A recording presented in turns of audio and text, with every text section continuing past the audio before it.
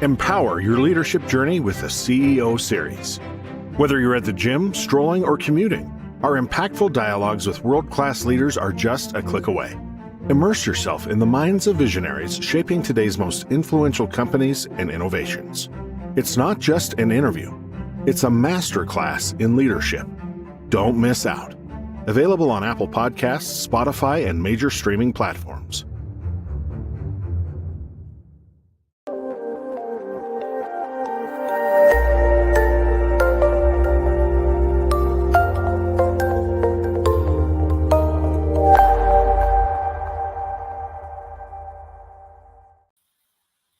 Good morning, good evening, depending upon what part of the world you're in. If it's Friday, you know it's the CEO Series, where we bring together global leaders and they give us insight into their careers and leadership style. And our guest today, I want to welcome Andrea Prazakova, Senior VP Innovation, ESG and Gaming at Mastercard. She is celebrated for launching Pan-African Bank and pioneering customer experience initiatives in Europe. She's a fervent advocate of women in the space industry through her podcast, Space Uncensored, which we'll talk about. She has expertise in AI, blockchain, sustainability.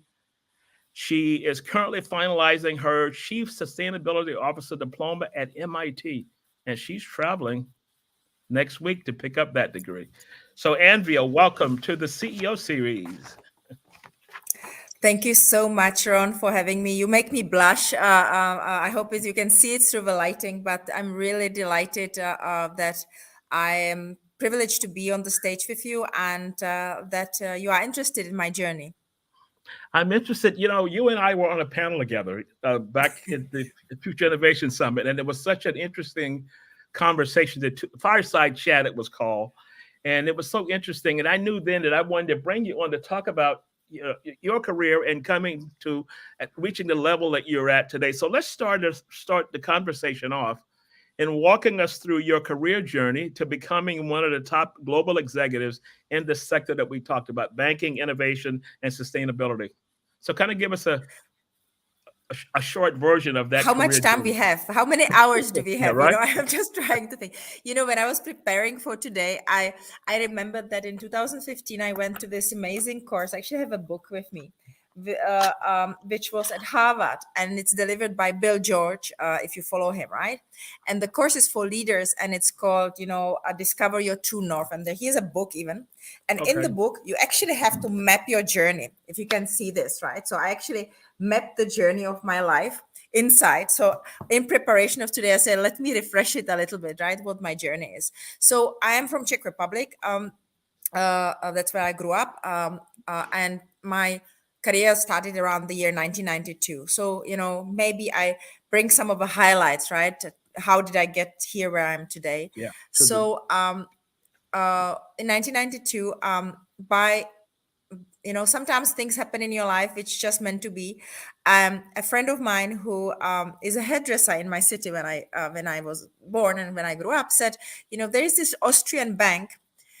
This was 3 years after the revolution, obviously, and they're looking for people who are speaking German. And and I'm doing, and I remembered you because you speak English and German. Why don't you go and check it out? And I went, and they've been interviewing 150 people, and they took 5, and I was one of the 5 people, and that's how I end up in banking industry. And my first job was actually in a super small village called Vorderweißenbach in Austria, where my job was every morning to come in. And, in these days, you're talking 1992, right? Yeah. You had these massive boxes where every morning you had to put in the statements, the bank statements in envelopes, right? They were delivered by a truck. So that was my first job. And, then the customer came, so I would go find them. Find these statements and give it to them. And I stayed with Raiffeisen for 10 years. It was an absolutely incredible organization, which helped me grow. I then, was the youngest deputy branch manager when in Czech Republic when we opened. I then led new projects and sales in Czech Republic. Then I was head of sales and channel for Eastern Europe, which was 11 markets. When I think about back, I was so young, and so unexperienced, but I was always super hungry to do new things and obviously super curious, right? So I was with them 10 years, and uh, around the year 2004, I moved to Erste Bank, and they allowed me to set up a completely new department which look after customer experience, right? Um, uh, because before we only looked at products and not at the experiences, and it was really fascinating. I loved it that my boss had that vision. His name is Petar Bosek, and he said, just try it. Basically, we have nothing to lose, right? And I think that was really amazing. And from there, I had another fantastic journey where I became head of retail and SME banking. I was 33 years old at the time for UniCredit in Slovakia. And yeah, I believe till today that they took a massive risk with me, right? That, I was this young girl. And I moved to Slovakia from Vienna. I lived in Vienna for 5 years. I moved to Slovakia and I managed Unibanka at the time. It was under the brand of UniCredit. We had over 100 branches, and I obviously had cards, CRM, sales, risk and everything, call center. All of it was under my umbrella, and that was like, wow! It was such a fantastic experience, right? And I absolutely loved it. It was amazing, and my boss as well. His name is Andrea Cassini. He There was was a connection. gave me the chance to if you have Yeah. time, I'll tell you a really funny story actually. But from there, I moved to Indonesia for a year or less than a year with my partner, and that was a really difficult was a big lesson for me as well. Difficult for me culturally. It's first time to live outside of Europe, and it's different if you go on holidays to Asia and if you work there, right? Yeah. So and then a friend of mine, American friend of mine, who works with me in Raiffeisen, calls me up one day. His name is Terry Wire, and Terry Wire says, "Andrea, I'm in Johannesburg, and we are looking for somebody. I work for IFC, and we need somebody to come to help us to do due diligence on retail banks in Africa. We're trying to put investments in IFC."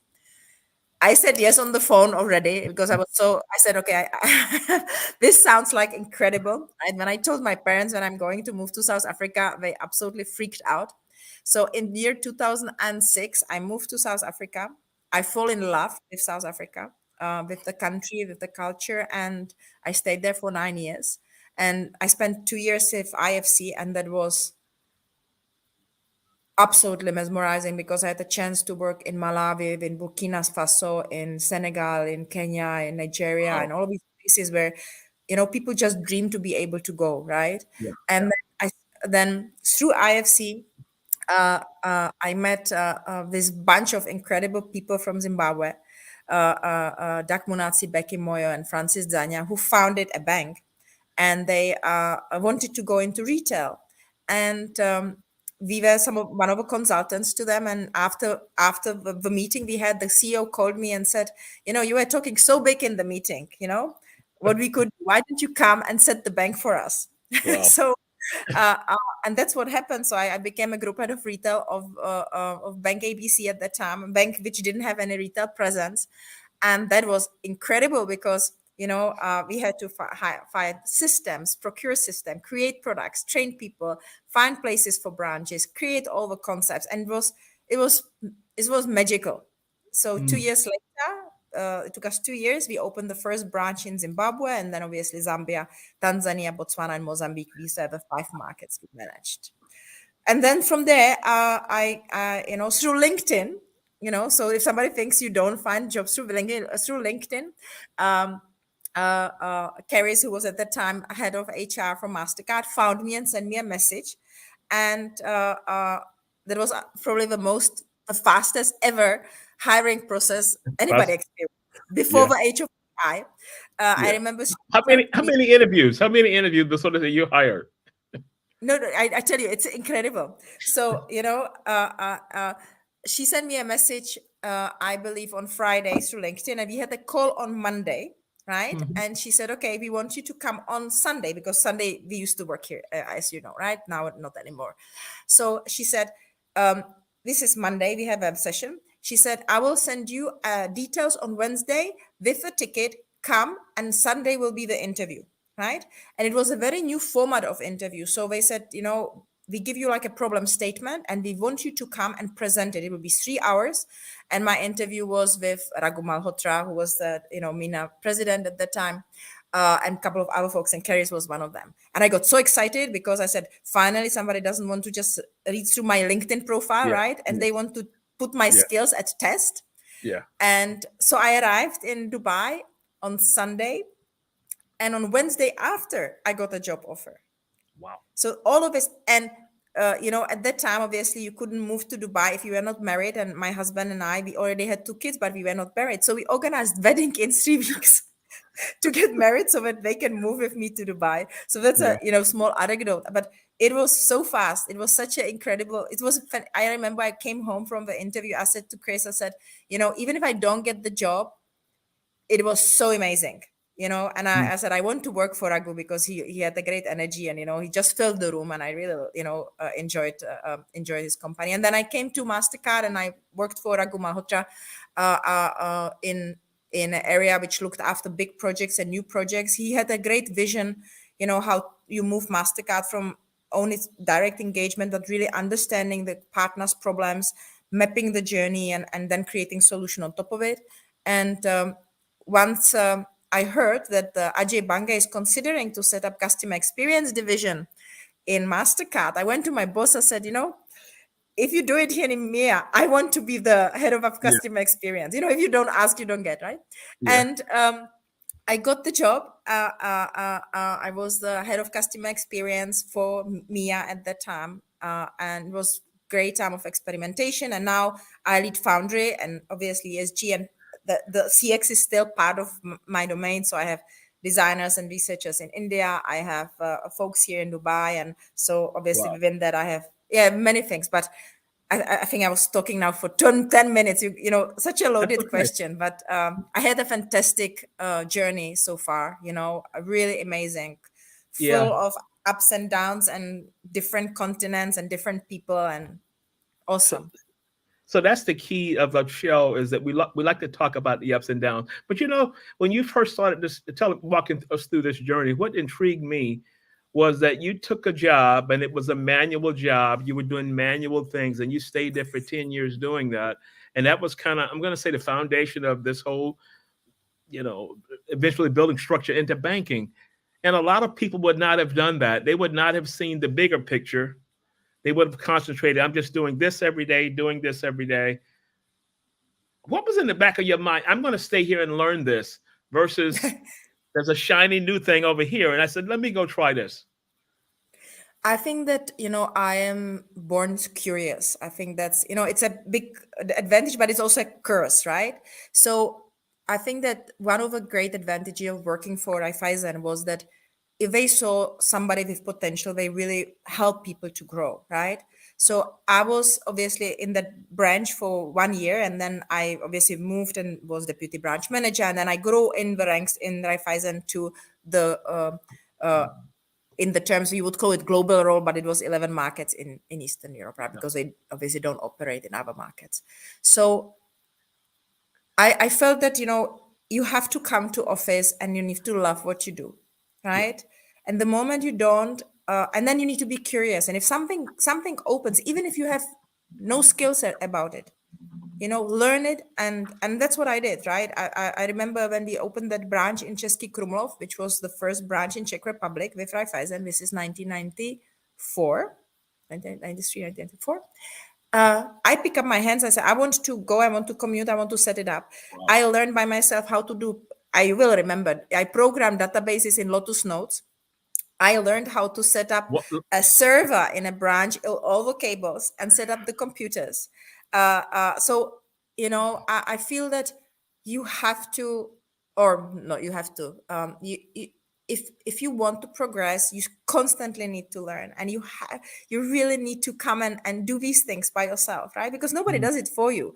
And then otherwise, it's like you're standing on a train station, right? And everything is passing. I want to be on the train, right? Yeah. And I want to be in the first cabin. And Raiffeisen allowed me to do that. They really allowed me to do many things. And I worked for a gentleman for many years in Austria and then in Prague by the name of Victor Blanca. And he was amazing. He just was pushing these different challenging projects my way, and he knew I just grab it with both hands and I just will do something with it. Mm. You know, you've mentioned quite a few names of people who had an impact. And, you know, when we think of leadership today, I was on a call this morning and they're talking about 360 and all the technical sides of leadership. I said, who is the person? Let's talk to the person to get their insight. Let's talk to the person's team. Because when you think about how you're trying to make an impact on people, this is years and years ago, and you've referenced 2 or 3 individuals because they had an impact on guiding your career. How important is that that when you lead people, you're able to try and understand from their side and be a better leader for them that they can kind of emulate? Can you because you've mentioned That's 3 a or 4 really people. great. And my list could go on, right? And I never had a mentor until today, right? I never had a mentor, like in a definition how today everybody wants a Yeah. sponsor and a mentor, right?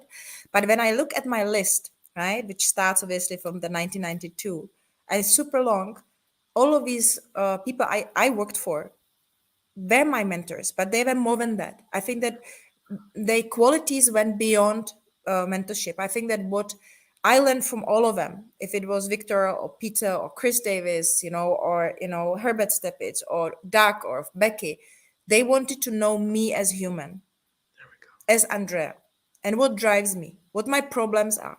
And if I reacted somewhere, why did I do it? Right? Because if you know the person really closely, and the person maybe doesn't behave that way as she or he would do, you need to think, that's not her, right? Because I know her, right? I know that she, wouldn't do this way. And I think that, and I'm trying to do it with my team since I was deputy branch manager in 1994 in Czech Republic. I had a team.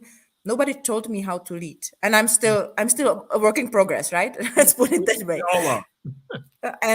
But that personal connections and knowing who their families are, who their kids are, what drives them, what they like, what they don't like. I think it's really important. I think that's the key from my personal experience, right? I'm doing this because you used a phrase, they wanted to know me. And on the call I had this morning, they were just concentrating on them, but they wasn't concentrating on the skill a leader needed to understand. You need to know your people. They need to know me. I love that. That's going to be the title on one of my slides. I'll You attribute know, that to and now think about it, right? If you go through it, we spoke about the hiring process, right? We always match people to skills. And I think it's a massive mistake, right? yes. Because as an individual on certain level, we can learn things so easy. I mean, it's like somebody goes to a kitchen, never cooked, watched a YouTube video and can cook next day, right? Yeah. Yeah. So now I feel, especially now with AI, deep learning, and generative AI, and we could start to introduce protocols where you actually assess me as a human and how I tick, and then you can start to match if I would fit into the team, right? If I'm culturally adaptable, if I can listen, if I can learn how to listen, right? If Mhm. what are what are what are some of the things which you want? So if I have 5 candidates, I would put them now through psychotesting and see how they think and feel, Mm. because Mhm. you can check that you have these skills, but I think that Yeah. that connection is super critical. You have so many good stories. You mentioned curiosity in driving your career, because one of the questions I had was that pivotal point in your career, how do you stay grounded? And you referenced that back to having that curiosity. Do you think that's lost today for, I'm going to say, people that work inside of organizations? I read an article before we got on about the number of people for, I think, Citibank, were senior level leaders that were just promoted that were laid off. And then you see another part of the workforce that's being laid off were lower level workers. And I think the dynamic that's coming through, and companies are trying to get to right the ship somewhat. I think leadership is extremely more important now than it ever was. Any thoughts on that? You almost have two questions, right? One was around the leadership and one was around the curiosity. And I think that it needs to go through your veins. I think it's utterly critical in order to be a great leader and for your personal success, you need to be curious, and it's something, and I feel that many people are losing it, right? I always wonder, I'm doing now master classes in AI, and often I go and we hear about it, right? I mean, it's here for since 1956, but obviously consumers got Yeah. into Yeah. it last year, right? And the power of internet is that there's so much of know-how for free, Mm-hmm. right? Even if you cannot afford a course, you can just Yeah. go on YouTube or TikTok or things like that, right? Yeah. Now, how are you in a position as a leader, or not even as a leader, right? And you don't dedicate time to daily or weekly learning. How? Because that imposes a certain arrogance, right? Because that means that you think you know it all, Exactly. and then you're not ready for the future. You can't connect the dots, Mm. right? And if I because then I would never learn about AI. I would not learn about space. I would not learn about sustainability. How can you reinvent yourself, or enhance yourself? That and I think as leaders we need to encourage it. I mean, I'm with my team, I always saying to my team, okay, what did you learn? Or I pick up my kids from school, first question is, what did you learn today? Oh. Right? And so I want my team to, because in the age of augmentation and automation, which is coming and it's here, I want my team to be ready, because we will not be replaced by AI, right? We will be Mm-hmm. replaced by people who know how to work with it. And that's just one example, right, Yeah. of a Yeah. learning, but because it's so acute. So how do I as a leader, I don't want to use the word force, but encourage, right? And build this culture with my team that they learn every week something and that they Mm. are ahead of a curve, right? Yeah. So how can you augment yourself? How can you do this better and faster with the new technology? Because we get so busy, then if your leader or your manager doesn't say, Ron, hold on for a second, you worked 50 hours this week, but what did you learn? How do you exercise your brain muscle? Because Mm-hmm. you go to gym, you look great. Yeah. Are you exercising your brain as well? Mm-hmm. And I think that's our job as leaders to encourage, I wanted to say force again, to encourage our Yeah. teams to Yeah. exercise their brain muscles, because Uh-huh. it's our job to make them better and open new Mm. doors for them, right? Yeah. I love the concept of what did you learn, and then when you talk through the what you put your team through and how do you develop your team, and that's anchoring back on the technology, uh, you know, um, of trying to learn AI, and it scares everybody. And I said, stop being scared, learn how to use it. There's so much that you brought into that. So when you talk to your kids, are they kind of into this mode of when you ask, what did you learn? And they walk you through whatever it was that day. And that could have been something minute, but they learned something from that. Exactly. And I think it's really important. And we need to ask ourselves, what did I learn today? You know, uh, from this conversation, from the Mm. articles I read, or from the podcast I listened to, right? And I think it's from, I think people stop reading, right? Yeah. Many, the new generation, I mean, okay, I do a lot of audiobooks, right? Because the moment you get kids, there is no time to like physically Yeah. read, right? So you switch to a different mode. But Yeah. just reading, you learn so much, right? Mm. About leadership, about human skills, about technical skills. And Yeah. Yeah. yeah, I am. And then the communication, right, with your team, is to say, how do you build that openness, that they trust you, that you are leading them in the right way, right? Mm-hmm. And that you Mm-hmm. really have their best interest in mind. Yeah. So the question of the team understands that you're trying to lead them, you're mentoring them, whether you want to call it mentoring or not. Exactly. And you're serving as that mentor that someday, if they're being interviewed, they will reference back to you what you gave them.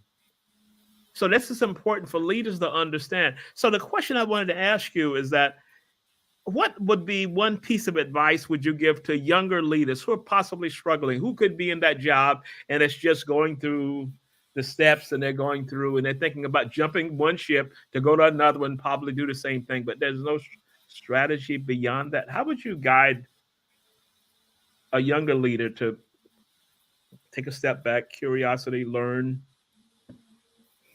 Yeah, I think one area which I battled myself, I'm still battling with it till now, right? Is confidence, right?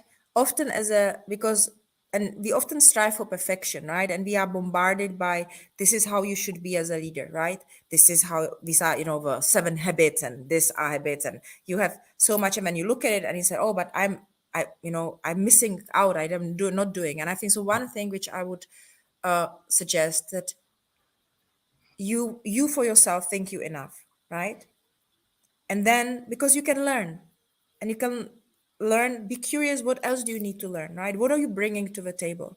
So I think Hmm. that the learning and curiosity. And I think as a leader, what worked for me and doesn't work for everybody is to be vulnerable.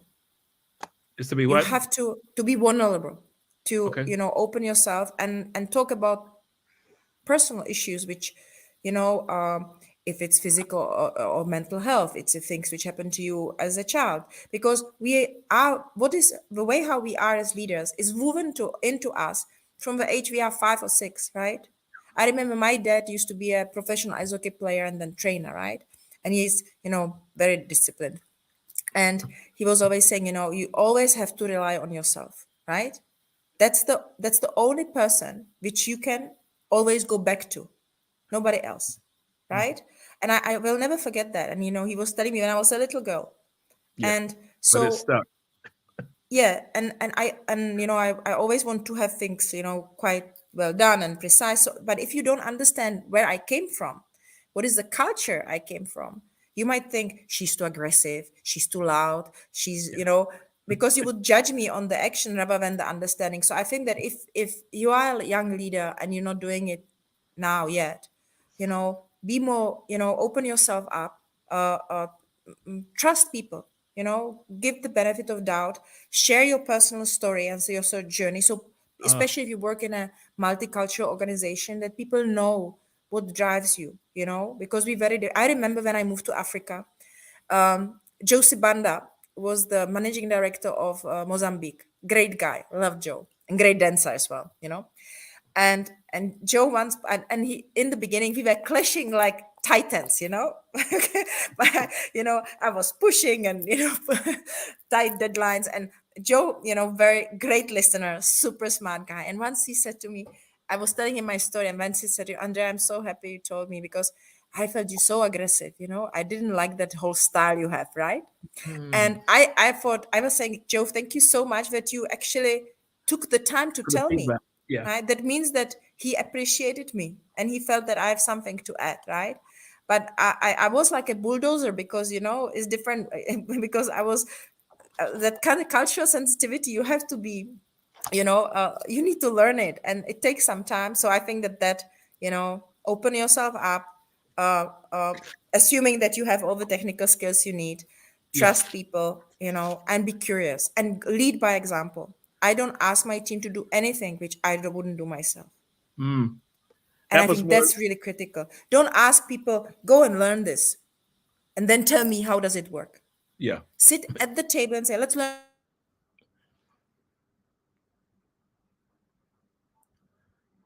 together. Okay. We're having a little technical difficulties here. Just want to do a quick shout out to our frequent listeners. Peter Piccanini, fantastic. Peter also says great leadership helps the team succeed. And John Self says, when I mentor young managers and upcoming executives, I always focus on what can I do to help them be more successful versus what they can do. Jim Moore from Washington D.C. Uh, Hello, Jim. I'll give you a call in a few weeks because I'm headed to New York on tomorrow to work on some projects. And John Self says, agreed, leaders need to unlearn and relearn as the pace of business and technology dominates. I'm going to wait for a few seconds because I think Andrea may have internet had a problem and she's probably going to come back in. I'm back. Internet connection. That's Sorry. okay. That's okay. It's perfect timing. Perfect timing. So one of the things that you mentioned earlier is you was walking us through this story, and the leader said that, well, you was a little too aggressive, but it comes back to what the anchor statement you made earlier said. Once that person learned you, and you mentioned they want to know me, and that leader says when they had that conversation, got a chance to understand your background and all of this, because right away they could have branded you too aggressive, difficult to work with, all the phrases they could have used. But that feedback was important to bring you to a higher level of performance. No, it's, and I was trying, and I was, in the end, we end up really, supporting each other. And I was Joe's biggest fan, and he was my fan as well, and I think it's a really great demonstration. And I think that another point, which from a leadership perspective, take risks with people. I think that one of the greatest gifts I got over the last 30 years, I work for more than 30. Oh my God, I work for 30. We're cool. We're cool. We don't need to I don't calculate. want to talk about the age. We're cool. Was that people took chances, right? I mentioned a couple of names, right? Victor Blanca, who made me the youngest, branch manager. I was 22 or something like that, right? Then Andrea Cassini, who made me head of retail. I was 33, right? All of these different people took me, and I'm sure that even when Raghu hired me here, looked at me and say, she doesn't fit in, there's something, but, and I had struggles, you then come into the culture, and it's sometimes like a relationship. You might like the person, and then when you start to be with a person, you might see, too much of adjustments needs to happen, right? Yeah. So I feel that another advice is take risk with people, especially if they take you out of your comfort zone, because that means that they will also move you further, because they will bring something to the table which is different, right? Yeah. I don't know if you saw the Barbie movie, which is absolutely amazing, right? Where Barbie comes to the boardroom and there is just men in suits, and all of them are the same, right? Yeah. So it's Which the same, happens if today. you don't have the diversity Yeah. and curiosity, it's take risks with people. If they wouldn't have taken risks with me, I wouldn't probably be here now. They saw something in me that is worth taking risk, and I think that's a great sign of leadership that they did that. Mm. You've had an amazing career in I'm going to say X plus years. Thank you. Not calculated. Of all of those milestones, which one are you more proud of? If you had to look at it and say number one is this, when this happened and this happened.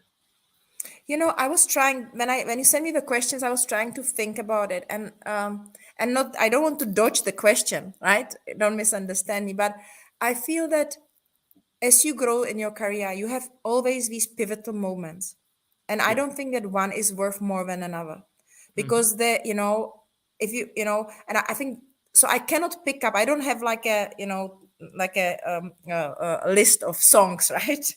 Because Okay. it changes. So I think that I had multiple different things which I was super proud of across. I mean, one of them was that when I worked in Austria and I was heading the sales and channel management, they asked me to work with Hendrik Bremer, who was a colleague of mine, that we come up with a completely new way how to experience branch, right? So in the old days, you would go to a bank branch and you would have all these cubicles and counters. And as a consumer, you were forced to go to 3 or 4 if you had 4 problems to solve, right? They would send you to right, left, and center. So you were actually there for them, right? Okay. So we worked with an agency and we came up with this model branch concept, which actually is in place until today. And then I replicated it in Africa as well, and with Unibanca, where customer walked in and there somebody would greet them. We called them meet the greeter. And these employees would be multitasking. So they would be trained in many, many disciplines. And like in a concierge in a hotel, you say, oh, hi Ron, how are you doing? How can I help you today? And then all of our desks would be open and you could rotate. So I would take you to the next desk and I would just, whatever you needed, I would help you with, right? So you would have one touch point. You would not need to jump from one place to another. And I remember, when we presented it, everybody said, no, it won't work, because people will get lost and chaos, and people absolutely loved it. We even designed a training, how to train the employees to welcome customers. And because employees from bank branches, they were stuck behind the banking counter, right? Yeah. That was Yeah. their protection. They didn't want to go outside and greet anybody and even smile.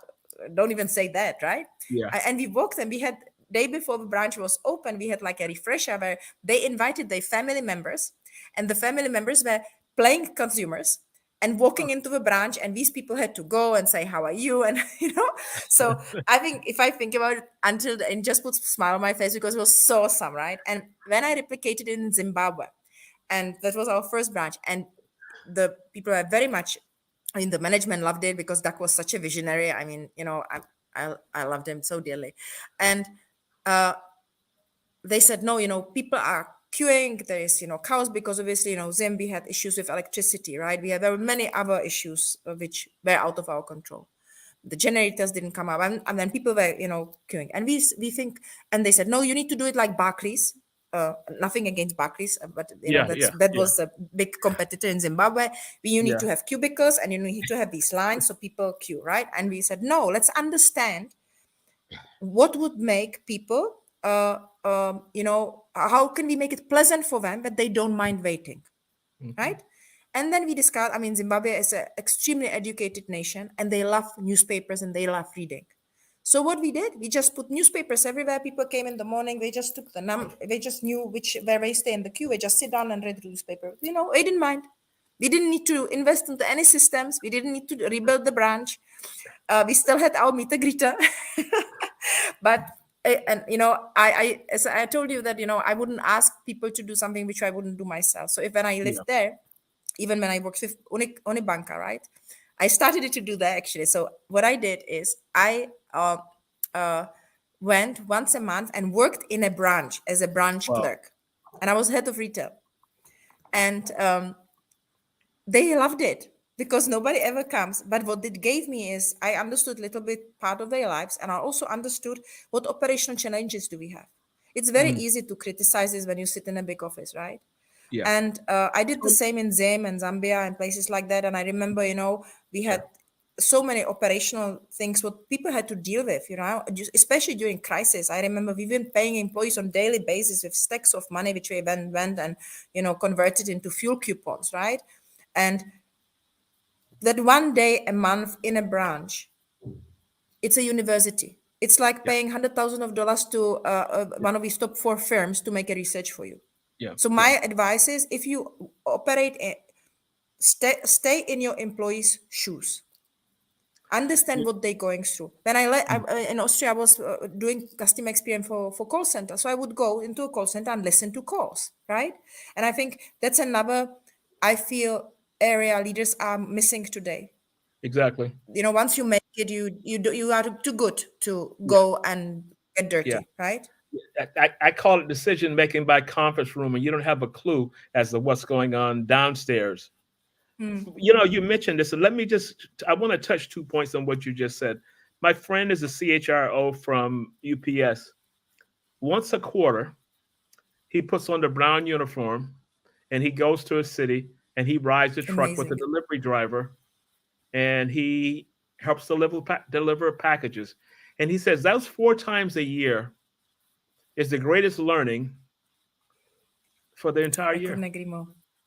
Yeah. Because he puts himself in the position of the person who's not driving, but actually delivering packages, talking to clients. And a lot of the work with the DHL and the UPS and those companies is contractual basis, so they have strong SLAs. And in a lot of cases, the SLA, the revenue, that strategic role is responsible for 50% of the revenue.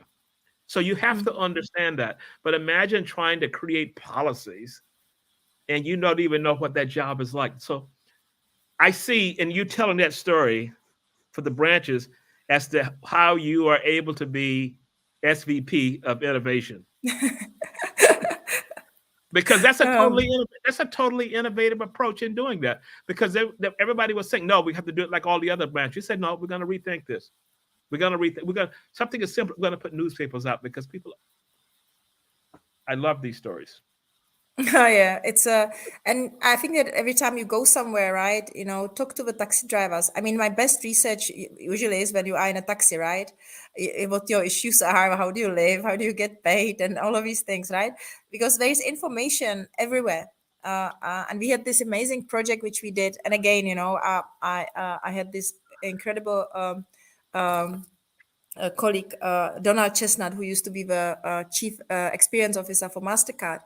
And I came to him with an idea. Said then during COVID, I said, many ideas which employees come up with, they seem to be detached from the reality. They seem that we are detached from what the consumers are going through. So why don't we ask our employees to actually speak to their families, to their neighbors, call some of our customers, and ask them, how did COVID impact you?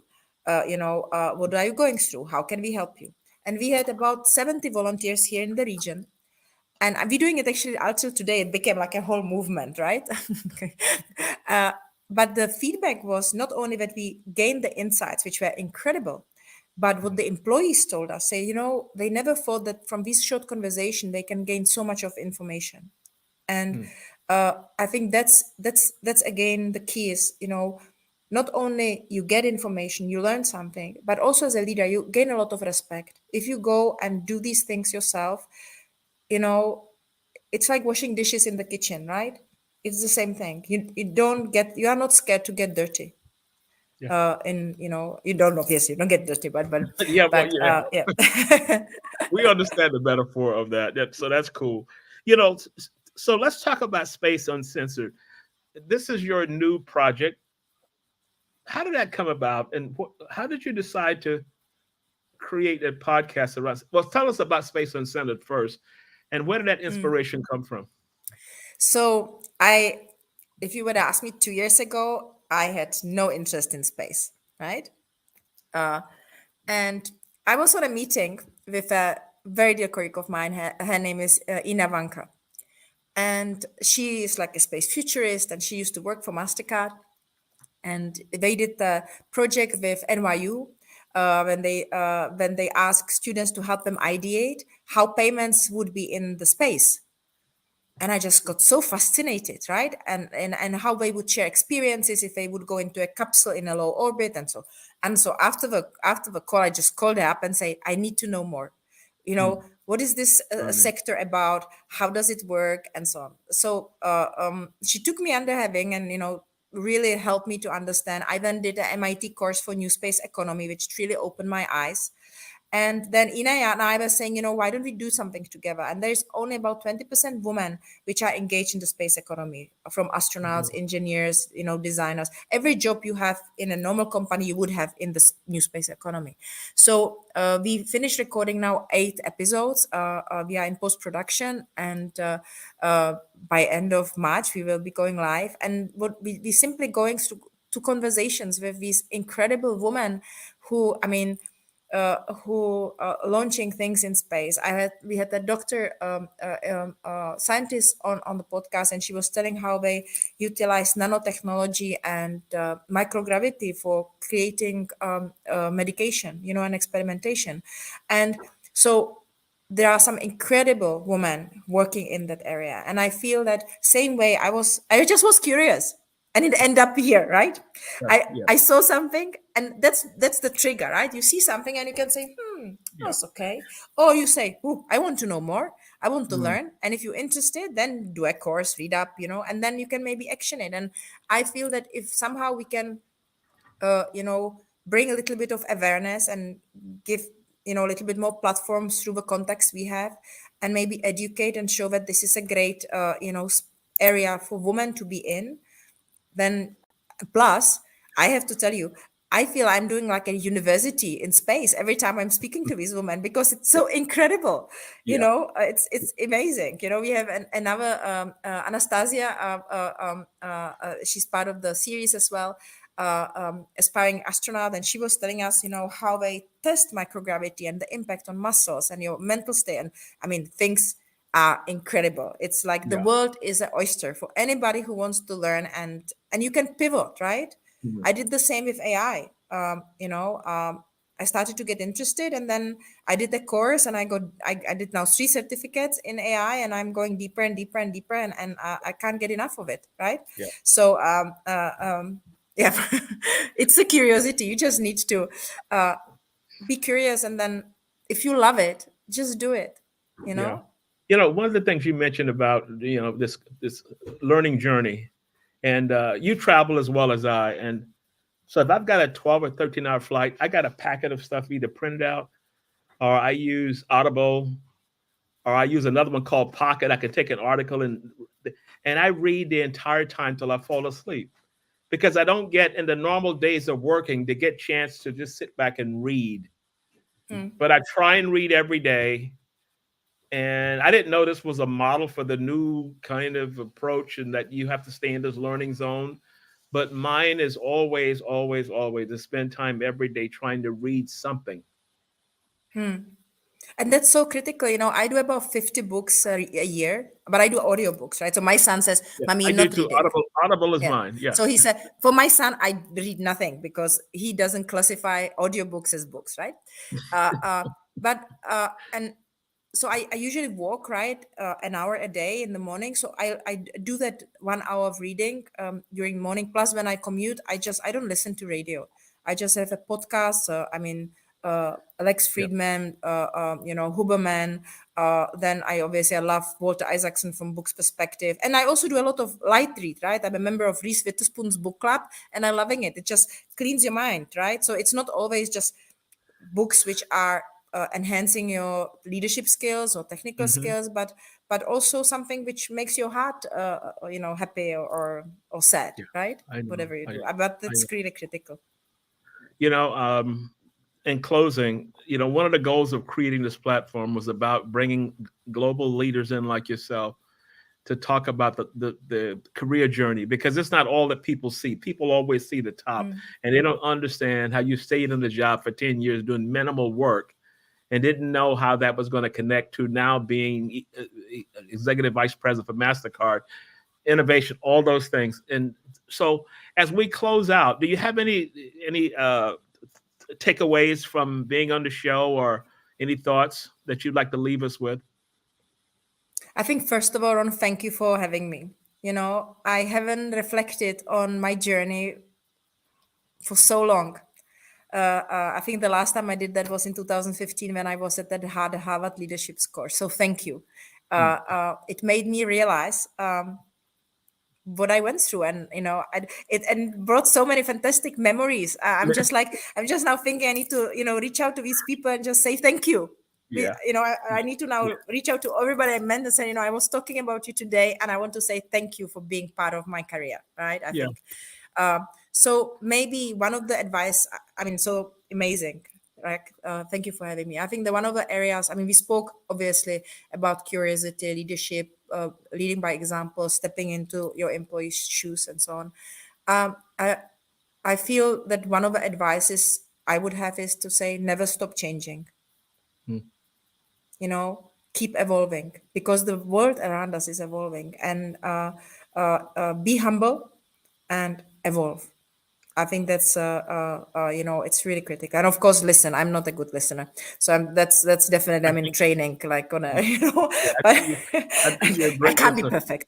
But I think that really constantly be ready to change. And if you think about the Dr. Zhu's book, and he said, why to fit in when you can stand out? Yes. Don't be worried, and don't be scared to stand out, because it's wonderful. Okay, cool. Thank you.